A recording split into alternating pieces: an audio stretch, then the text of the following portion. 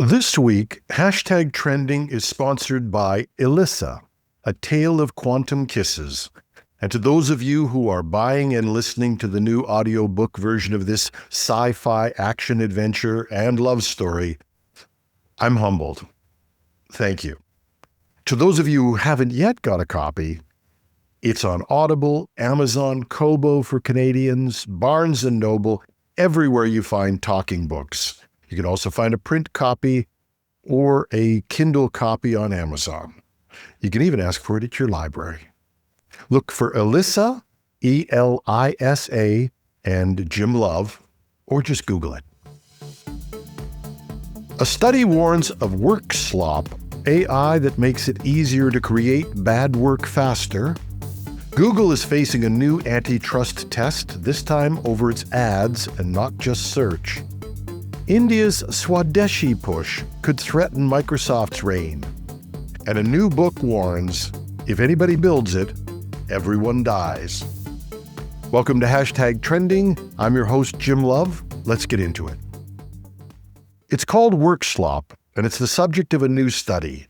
Work slop is defined as AI-generated work content that masquerades as good work, but lacks the substance to meaningfully advance a task. In practice, it's those reports, memos, or emails that are grammatically correct, look structured, but leave you wondering what the writer was even trying to say. The study, based on a survey of more than 1,100 full-time U.S. employees, found that 40% had received work slop in the past month. On average, they estimated that 15% of the content they receive at work fits that definition. Now, the cost is real. One participant in finance said, "It's created a situation where I had to decide whether I would rewrite it myself, make him," I guess the person who submitted the work slop, rewrite it, or just call it good enough. Another, a director in retail, was even more blunt. "I had to waste more time following up on the information and checking it with my own research. Then I had to waste even more time setting up meetings with other supervisors to address the issue. Then I continued to waste my own time having to redo the work itself." Now, unlike in the past, when sloppy memos or dull PowerPoints were the main offenders, today, someone can produce a 40-page document with references and footnotes in minutes. It reads in a crisp, confident style, but ultimately says nothing. So if you think those corporate communication notes and those copy everybody emails are bad, baby, you ain't seen nothing yet. Maybe it's not superintelligence that will do us in. Maybe it's our own mental laziness. Google has already been through one bruising trial, a search monopoly case where the judge ruled against them, but last week stopped short of the nuclear option, forcing Google to spin off Chrome, the browser. Google may have dodged a bullet due to a pure accident of timing. OpenAI and Perplexity and others had come into the search market, starting to provide competition for Google. Whatever the reason, the judge backed off and they didn't have to sell off Chrome. Now, no sooner has that ended than Google is back in court. This time, the Justice Department says that the company illegally monopolized digital advertising, the real moneymaker in its empire. Don't forget, they give Chrome away. They make their money from ads. Now, the government is arguing that Google's control of publisher ad servers and ad exchanges gives it an unfair advantage, and the way it tied those systems together has squeezed out the competition. Google's already lost the case. The question is, what's the remedy? And the remedies being floated are drastic. The Department of Justice has suggested that Google could be forced to divest parts of its ad tech business, or even open source key parts of its auction logic. And here, unlike with Chrome, Google can't argue the product is free or that other competitors are entering the market. Ad tech accounts for a huge share of its revenue, and Google has it locked down. Now, there's no doubt Google's struggling to find new revenue streams. Its ad business is already under threat, with AI summaries and other things eliminating clicks on ads.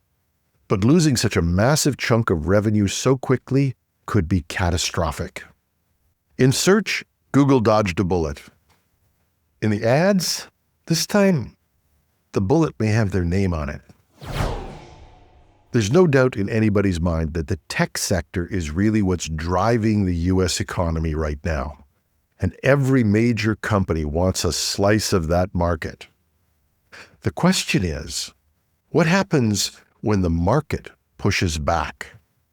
We saw an example of that last week when, after months and months, NVIDIA finally convinced the U.S. government to let it sell AI chips to China, getting back into a $5 billion market, only to find that the Chinese had moved on and said, "We're not interested." India just gave the U.S. another case study. Its IT minister, Ashwini Vaishnaw, announced that he's switching from Microsoft or Google to Zoho. For those who don't know, Zoho is an Indian homegrown software suite. And he's encouraging others to follow suit. That shift isn't just symbolic. Microsoft's dominance in desktop productivity has powered much of its high-margin business. Now, that dominance is under pressure. This move comes as Washington doubles down on its America First tariffs and trade restrictions. With China already declaring it doesn't need NVIDIA chips, and India may be charting a similar course in software, what if other countries follow suit? India actually has a word for this. It's called Swadeshi, or self-reliance. And if a country with 1.5 billion people pulls away from U.S. software, it doesn't just shrink the market. It could also turn India into a formidable competitor. And if that weren't bad enough news for anybody in tech, a new book has just put its message on a San Francisco billboard. It reads, "If anyone builds it, everyone dies." The book, by AI researchers Elisa Yudkowsky and Nate Soares, argues that developing superintelligent AI could lead to human extinction. They claim the industry is careening towards a disaster, building systems we don't fully understand and can't control.